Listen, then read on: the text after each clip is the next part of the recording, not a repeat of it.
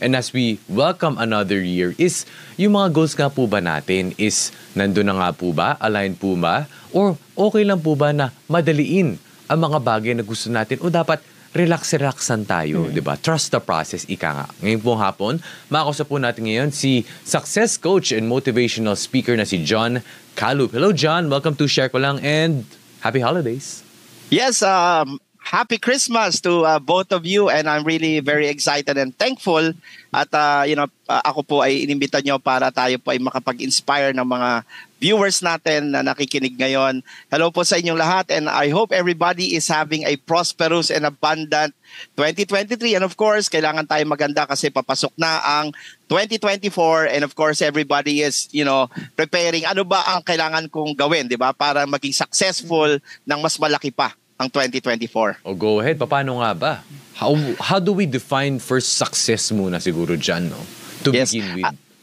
Yes, actually, yung success kasi wala talagang very strict definition, no? Kasi success is really iba-iba tayo eh. Iba-iba tayo ng mga pangarap eh, no? Some people makabili lang ng siguro ng sapat, no, para mabuhay. That is their definition of success. But for others, of course, they want their dream house, their dream car.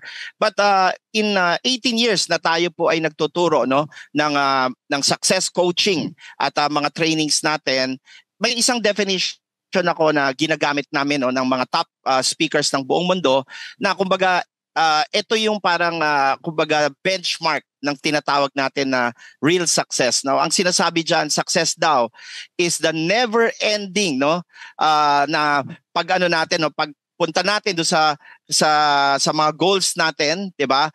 And it's an ending journey towards the achievement of worthwhile goals. Now, napaka-importante ng mga words na sinabi ko doon. Unang-una, journey.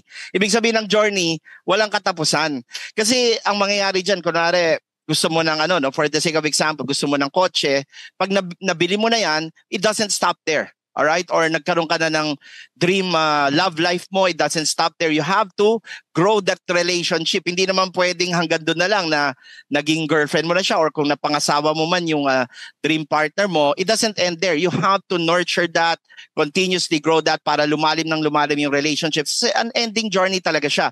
And one of the most important words sa definition na ginamit natin, yung word na worthwhile. Ano ba ibig sabihin ng worthwhile? Ibig sabihin, it is something na aligned to your values, yung sa value system natin. Hindi pwede kasi yung goals natin are, mga gusto natin pero marami tayong maaapakan, 'di ba, along the way, and it will not be win-win for any party. Kailangan yung mga goals natin talagang dapat align tayo sa Diyos, align tayo sa mga tao makakatrabaho natin, and it's going to be win-win. Ibig sabihin, maraming nabe-bless, maraming nasa-serve, maraming nabibigyan ng value as we are working out na matupad yung mga pangarap natin.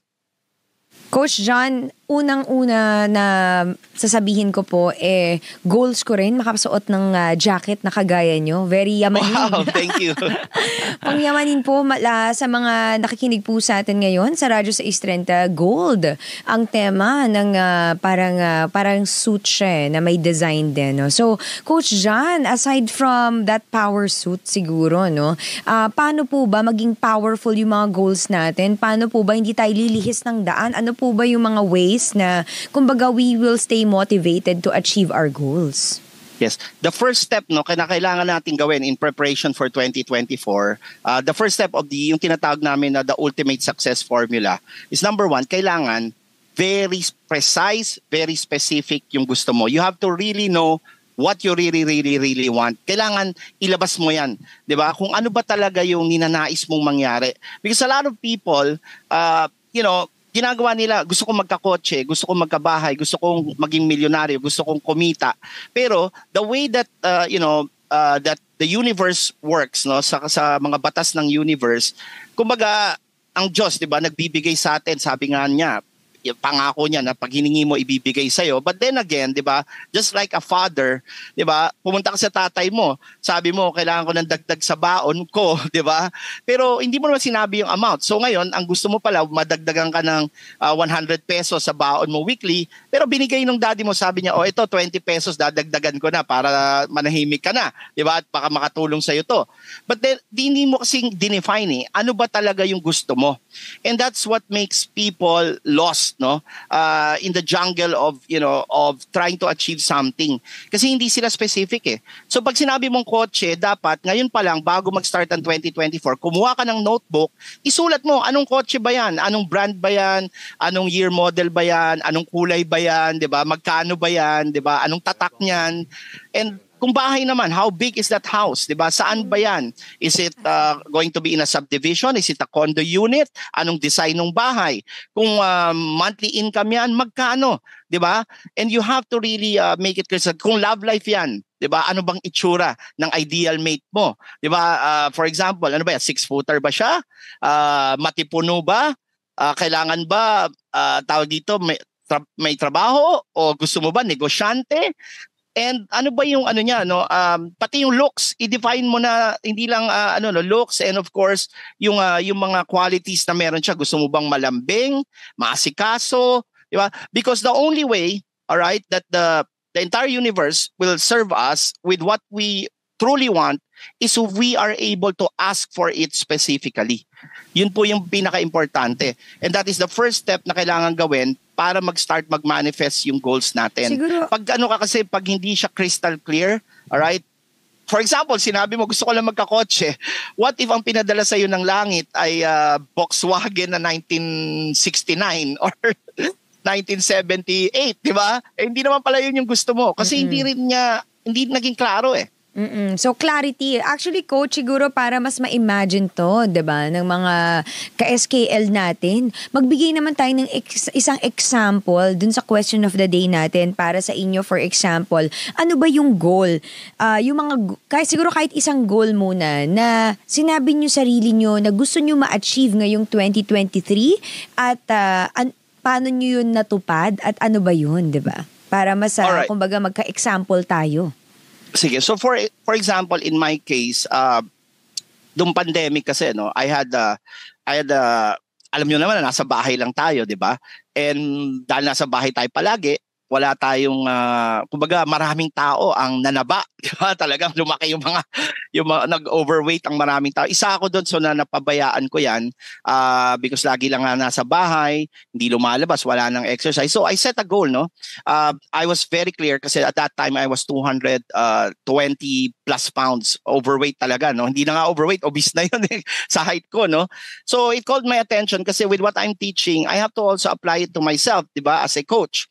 So, ginawa ko, 'di ba? The first step was I made it clear ano ba yung gusto kong ma-reach. All right? Ano yung gusto kong ma-reach? And I put it in stages, I started by hitting 200, and then sabi ko nga an ending journey nung nag-200 na ako, so I lost 20 pounds. All right?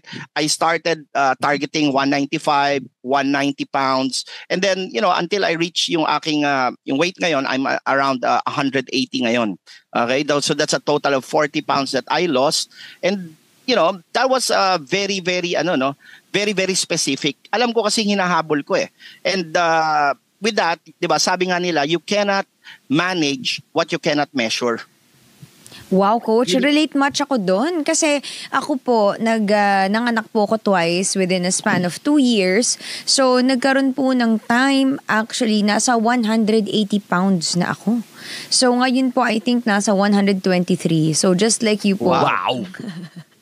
Hindi ko rin, wow. Pero ako naman po, coach, hindi ko naman po din, kumbaga, hindi ako as strict, like yun, etong week na to, ganyan. Kumbaga, ang ginawa ko lang po, hinay-hinay lang. Sabihin ko, tatanggalin ko to sa pagkain ko, ganyan. Pero, kahit papaano, nakatulong naman po sa akin. Hindi lang ako masyadong, kumbaga, strict with every stage na this week, ganito, ganyan. Kailangan po ba ganun tayo, Lalo na po yung question nga natin for you is, kailangan ba, okay lang ba na madaliin natin yung mga goals natin? Okay. So may tinatawag tayong commitment sa goals natin. So for example, in that case, you're trying to reach that goal, 'di ba?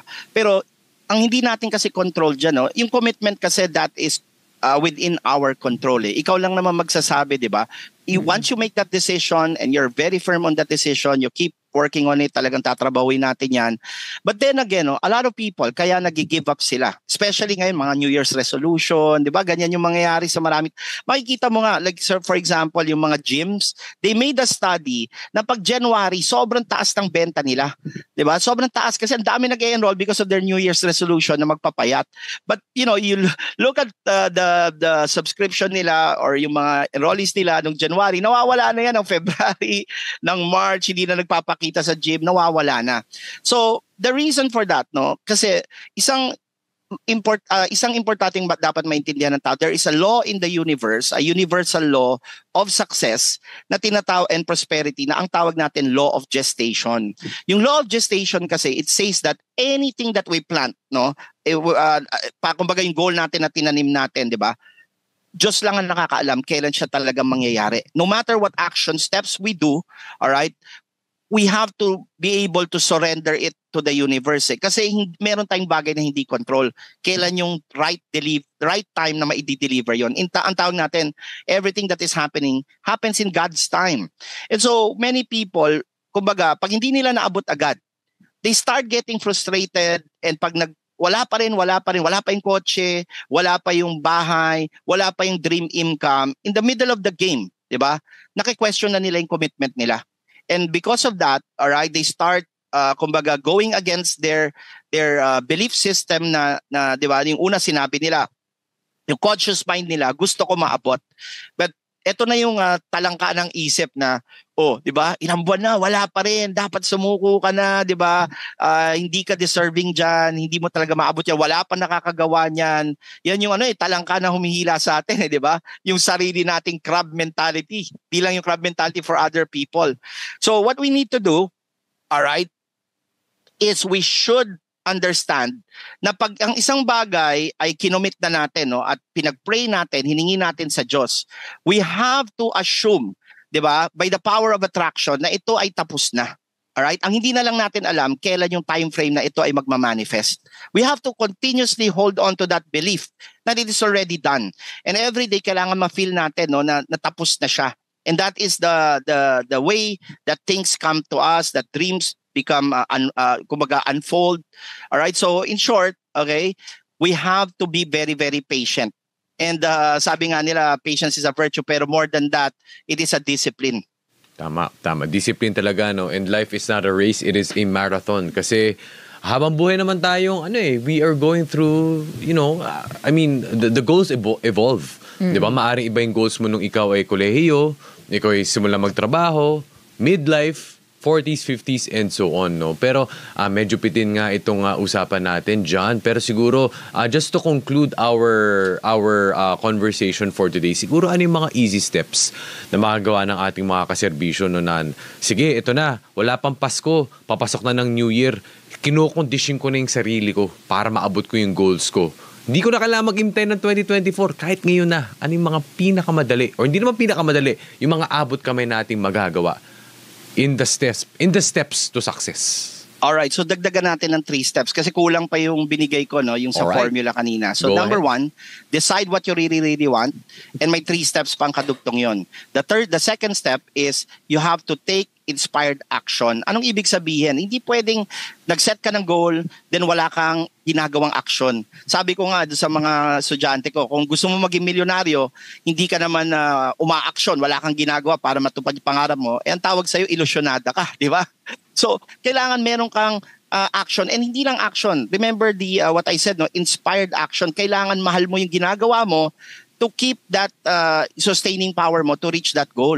Kasi pag hindi mo rin mahal or hindi mo talaga gusto yung ginagawa mo, hindi ka talaga tatagal. Now, we go to the third step. Yung third step is notice what's happening. And the fourth step, for things that are not working, you have to always, immediately change your strategy. So, pag gumalaw ka na, ginalawan mo na yung pangarap mo, di ba? You took the steps necessary, di ba? Pero makikita mo, okay, merong mga bagay na gagawin ka ng tama, pero may mga bagay rin na hindi hindi magre-resulta na nagmo-move forward ka. So tingnan mo ano yung hindi gumagana. 'Di ba? Sa lahat ng ginagawa ko. Hanapin mo 'yon, and all you have to do is to refine, okay? You have to re-strategize. Kailangan baguhin mo yung mga strategy na hindi gumagana. Kasi pag hindi mo yan ginawa, you'll be doing the same things over and over again, di ba? Expecting different results. Di ba sabi nga natin, if you keep doing the same things over and over again, you will end up with the same result. Pero kung maasa ka magpapalit yung result, pare-pares pa rin yung ginagawa mo, baliw ka. Di That po is ba? Sabi nga ni insanity. Albert. Then that is insanity. Sabi ni Albert Einstein. So, yun yung pinaka-core ng ultimate success formula. Decide what you really, really want.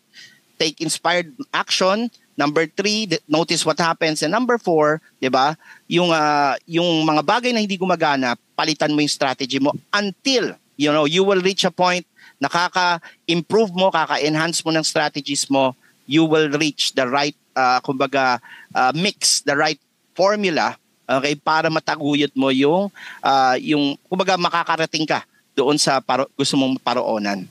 Maraming salamat, John Calub, success coach and motivational speaker. Sir, maraming salamat sa iyo at iyong power suit, and we're ready to power on through the holidays. Yes, always say yes to success. Yan ang lagi namin sinasabi. Say yes to success.